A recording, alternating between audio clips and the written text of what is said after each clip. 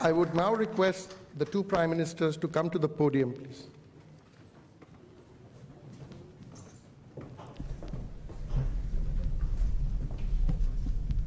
Excellencies, we will witness the exchange of 6 documents अब between हम India and Bharat Japan. और Japan के बीच 6 दस्तावेजों के आदान प्रदान के साक्षी बने in the field of cyber security for information sharing, capacity building programs. सहयोग ज्ञापन यह सूचना साझाकरण क्षमता निर्माण के लिए है साइबर सुरक्षा के क्षेत्र में।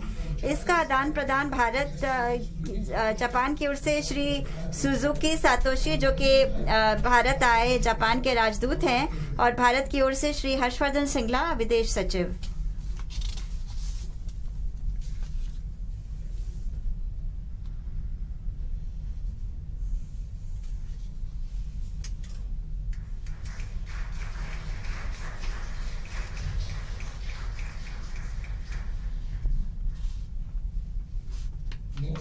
अगला जापान अंतर्राष्ट्रीय सहयोग agency 20,400 crores for projects in connectivity, water supply and sewerage, horticulture, healthcare and biodiversity conservation in various states. This will be exchanged from the Japanese side by His Excellency Suzuki Satoshi, Ambassador of Japan to India, and on the Indian side by Shri Ajay Seth, Secretary Department of Economic Affairs.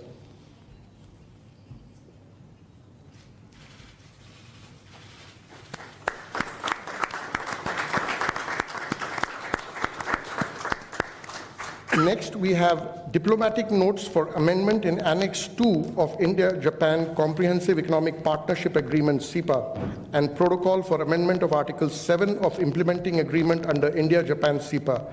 This will be exchanged from the Japanese side by His Excellency Suzuki Satoshi and Shri BVR Subramaniam, Commerce Secretary of India. Next, we have a memorandum of cooperation on decentralized domestic wastewater management. This will be exchanged on the Japanese side by His Excellency Suzuki Satoshi, the Ambassador of Japan to India, and Shri Pankaj Kumar, Secretary in the Ministry of Jal Shakti. Number 5 is India-Japan Industrial Competitiveness Partnership Roadmap. This will be signed on the Japanese side by Mr. Hirose Naoshi, Vice Minister for International Affairs, Ministry of Economy, Trade and Industry, and on the Indian side by Shri Anurag Jain, Secretary Department of Promotion of Industry and Internal Trade.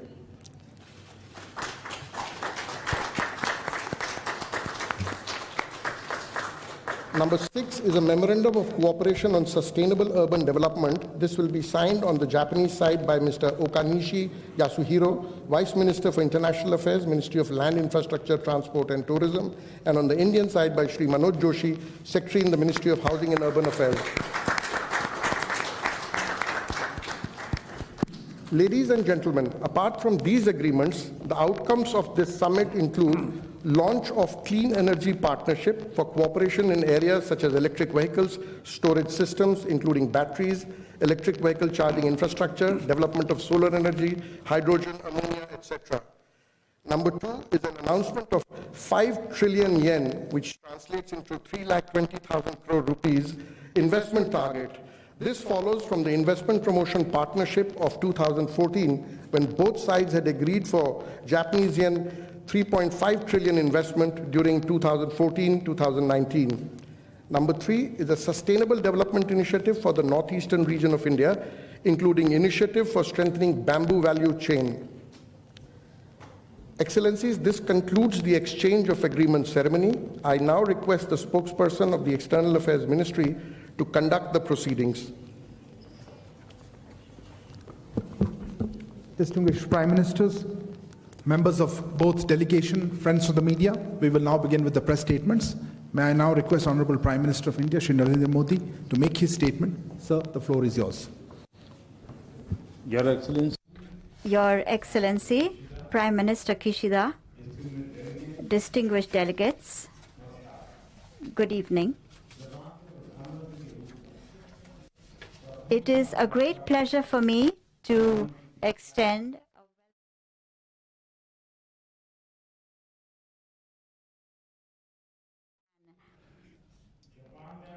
I express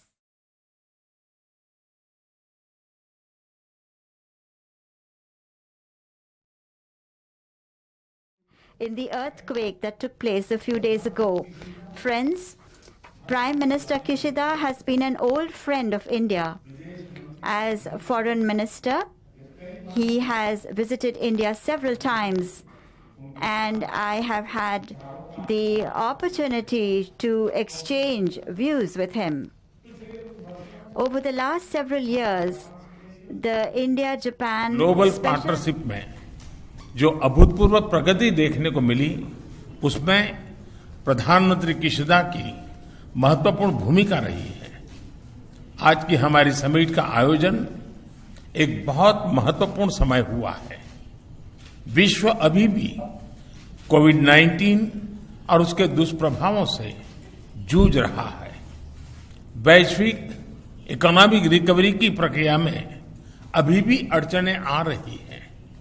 geopolitical घटनाएं भी नई चुनौतियां प्रस्तुत कर रही हैं। इस संदर्भ में भारत जापान पार्टनरशिप को और गहन करना सिर्फ दोनों देशों के लिए ही महत्वपूर्ण नहीं है, इससे इंडो पैसिफिक क्षेत्र और पूरे विश्व के स्तर पर भी पीस, प्रॉस्पेरिटी और स्टेबिलिटी को प्रोत्साहन मिलेगा। हमारा आपसी विश्वास, हमारे सिविलाइजेशनल टाइज, डेमोक्रेसी, फ्रीडम और रूल ऑफ लॉ जैसे हमारे साझा मूल्य हमारे संबंधों के मूल में है, उन्हें शक्ति प्रदान करते हैं। आज की हमारी चर्चा ने हमारे आपसी सहयोग को नई ऊंचाइयां तक ले जाने का मार्ग प्रशस्त किया है। हमने द्विपक्षीय मुद्दों के अलावा कई क्षेत्रीय और वैश्विक मुद्दों पर विचारों का आदान प्रदान किया। हमने यूनाइटेड नेशंस और अन्य अंतर्राष्ट्रीय मंचों पर भी अपना समन्वय बढ़ाने का निर्णय लिया। फ्रेंड्स, भारत जापान आर्थिक पार्टनरशिप में पिछले कई वर्षों में अभूतपूर्व प्रगति हुई है। दोनों देशों के बिजनेसेस में जबरदस्त विश्वास है, उत्साह है। जापान भारत में सबसे बड़े इन्वेस्टर्स में से एक विश्वस्त साथी है। डेडिकेटेड फ्रेट कॉरिडोर और Mumbai Ahmedabad high speed rail जैसे हमारे फ्लैगशिप प्रोजेक्ट्स में जापान का सहयोग उल्लेखनीय रहा है। हम इस योगदान के लिए बहुत बहुत आभारी हैं। Mumbai Ahmedabad high speed rail project में अच्छी प्रगति हो रही है। दोनों देश इस पर वन टीम वन प्रोजेक्ट की अप्रोच के साथ काम कर रहे हैं। यह प्रोजेक्ट भारत जापान पार्टनरशिप का एक बेहतरीन उदाहरण है।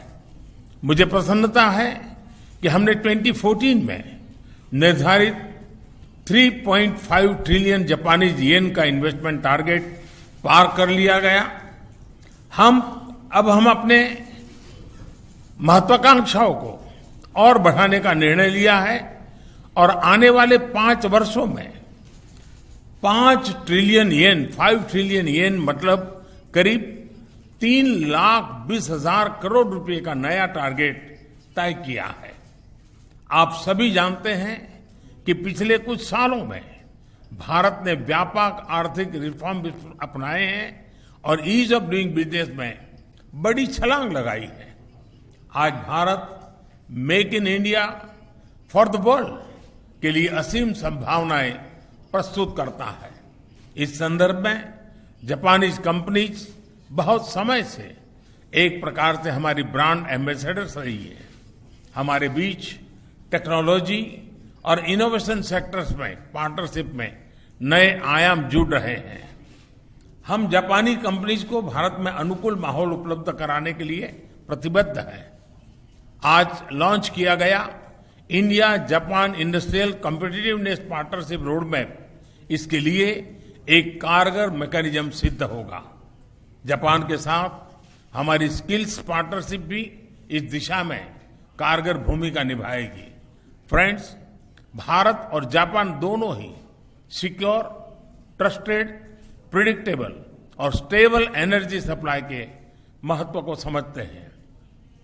ये सस्टेनेबल इकोनॉमिक ग्रोथ के लिए, उस लक्ष्य को पाने और क्लाइमेट चेंज की समस्या से निपटने के लिए बहुत ही अनिवार्य है।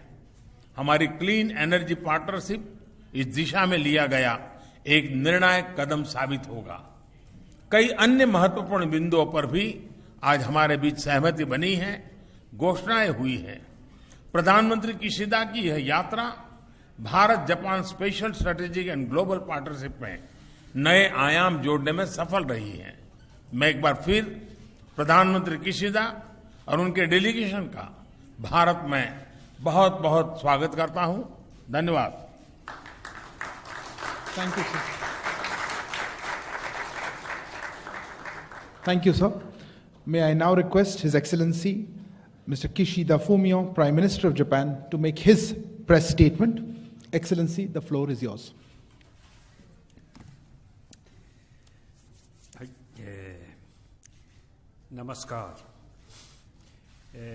今回、日印国交樹立70周年の節目に、総理大臣就任後初めての二国間訪問先としてインドを訪問することができ、大変嬉しく思っています。そしてमोदी首相とमहत्वपूर्ण वर्ष है क्योंकि भारत और जापान के बीच कूटनीतिक संबंधों का ये 70वां वर्षगांठ है और मैंने विश्वास के संबंधों को और अधिक गहरा किया है। एक दूसरे के साथ आमने सामने बैठकर हमने बहुत ही गहन चर्चा करी है एक दूसरे के साथ। प्रधानमंत्री मोदी जी ने कहा है, उन्होंने हमें बहुत ही विनम्र रूप से हमें संवेदना व्यक्त की है जापान में आए भूकंप के लिए। आपके विनम्र शब्दों के लिए बहुत बहुत धन्यवाद।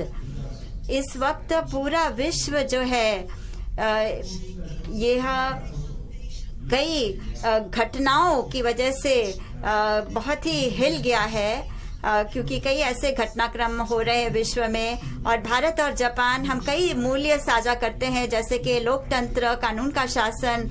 तो बहुत ज़रूरी है कि हम निकट साझेदारी करें और द्विपक्षीय संबंधों के माध्यम से और कई अन्य मंचों में जैसे कि क्वाड मंच प्रारूप में, ताकि हमें खुला और मुक्त हिंद प्रशांत क्षेत्र को सुनिश्चित कर सकें।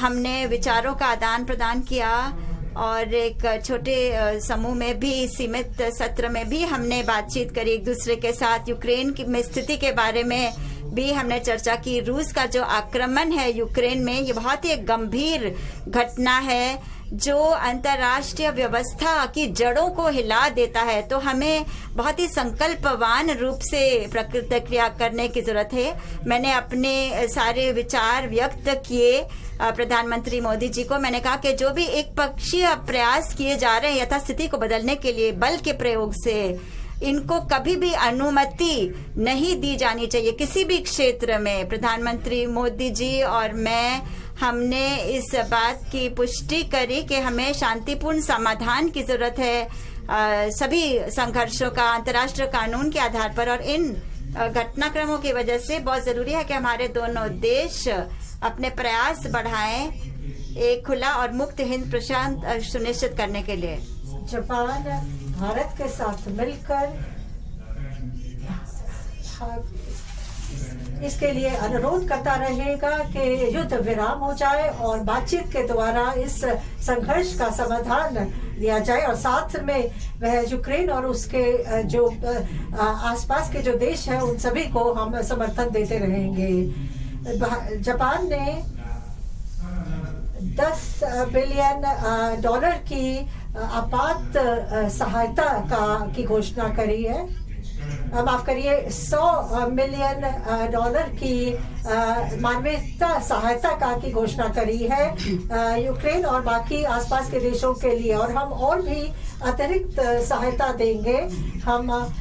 हम किसी भी प्रयास को जो कि अकेले किसी यथास्थिति को बदलने का जो बल के द्वारा प्रयास हो, उसके खिलाफ हम लड़ते रहेंगे। और हम दोनों ने ये कहा है कि हम अंतर्राष्ट्रीय और दूसरे मुद्दे जिसमें उत्तर कोरिया का मुद्दा भी शामिल है पर मिलकर काम करते रहेंगे। और प्रधानमंत्री मोदी ने हमें अबडक्शन के मामले में भी पूरा समर्थन देने का आश्वासन दिया है। हमें एक नए अंतर्राष्ट्रीय एक व्यवस्था की ओर काम करना होगा और इसके लिए हम संयुक्त राष्ट्र के सुरक्षा परिषद में भी सुधार लाने होंगे और बदलाव लाने होंगे, ताकि हम ऐसा एक विश्व तैयार कर सकें जहां जो खासतौर पर परमाणु शस्त्रों से मुक्त हो। और इसके लिए हम भारत के साथ भी काम करते रहेंगे कि हम अपना सहयोग को और भी बढ़ाएं। और हम चाहेंगे कि जापान भारत आक्सा के जो कि भारत और जापान के बीच में सैन्य अभ्यास का संयुक्त प्रयास है, उसमें भी हम भारत के साथ सहयोग करते रहेंगे और उसको और आगे ले जाएंगे। हम अगली जापान भारत 2+2 बैठक जो है वो जल्द से जल्द आयोजित करने के लिए पूरी तरह से प्रयत्न करेंगे। और हम साइबर सिक्योरिटी में जो सहयोग ज्ञापन का जो हस्ताक्षर किए गए हैं उसका हम स्वागत करते हैं। और हम आपूर्ति श्रृंखलाओं में लचीलापन लाने के लिए और बाकी मुद्दों पर भारत के प्रधानमंत्री श्री नरेंद्र मोदी के साथ काम करते रहेंगे। भारत हमारा जापान के लिए एक बहुत ही महत्वपूर्ण साझेदार है, खासतौर पर नई पूंजीवाद के स्तर पर। और हमने घोषणा करी है कि अगले 5 सालों में हम 5 बिलियन येन का निवेश भारत में करेंगे। और हम अपने सहयोग को और भी ज्यादा प्रगाढ़ बनाएंगे। बहुत जरूरी है कि हम जिन अर्थव्यवस्थाओं को कोविड-19 महामारी के कारण बहुत मुश्किल का सामना करना पड़ा है, उनकी अर्थव्यवस्थाओं को सहायता प्रदान करें। और इसके लिए हम काम करते रहेंगे। और इसमें हम ऊर्जा ट्रांजिशन या ऊर्जा के और क्षेत्रों में भी मिलकर काम करते रहेंगे। और हम आशा करते हैं कि भारत और जापान के जो सहयोग है वो भी हम उसका भी प्रगाढ़ करेंगे। और हम ऊर्जा क्षेत्र में खासतौर पर अपने सहयोग को बढ़ाना चाहते हैं। अभी जो हमने समझौतों पर हस्ताक्षर किए हैं उसके द्वारा हम भारत में सतत विकास के लिए काम करते रहेंगे। भारत जापान की जो प्रमुख योजनाएं हैं उनमें भी हम अपना सहयोग को और बढ़ाएंगे। और खासतौर पर हम भारत के उत्तर पूर्वी क्षेत्र में सतत विकास के लिए पूरी तरह से प्रतिबद्ध हैं। और हमें बहुत खुशी है कि जापानी सेब अब भारत में आसानी से मिल पाएंगे। और जो भी और हमें बहुत खुशी है कि और साथ में भारत के आम जो है वो अब जापान में मिल पाएंगे। और हमें बहुत खुशी है कि हम एक दूसरे के फल का मजा उठा पाएंगे। हम अपने कूटनीतिक संबंधों की 70वीं वर्षगांठ पर हम इसको मिलकर इसको मनाएंगे। और इससे हम लोगों के बीच में खासतौर पर युवा और जो स्पोर्ट्स के क्षेत्र में जो लोग हैं उनके बीच में आदान प्रदान को हम और बढ़ावा देंगे, ताकि इससे हमारे लोगों के बीच में भी जो संबंध है वो और ज्यादा सुदृढ़ बने। मुझे बहुत खुशी है कि और मैं आशा करता हूँ कि आगे से जो हमारे शिखर सम्मेलन है, जो हमारे प्रधानमंत्रियों के बीच में एक दूसरे के देश में यात्राएं होती हैं, उसकी कड़ी जो है वो हम फिर से बहाल कर सके और हम एक दूसरे के साथ मिलते रहें और काम करते रहें। मैं प्रधानमंत्री मोदी को क्वाड समिट में जो टोक्यो में जो सम्मेलन जिसका सम्मेलन हो रहा है उसके लिए आमंत्रित करता हूँ। धन्यवाद। इन्होंने हिंदी में बोला। धन्यवाद। बहुत बहुत धन्यवाद। अब ये प्रेस वक्तव्य समाप्त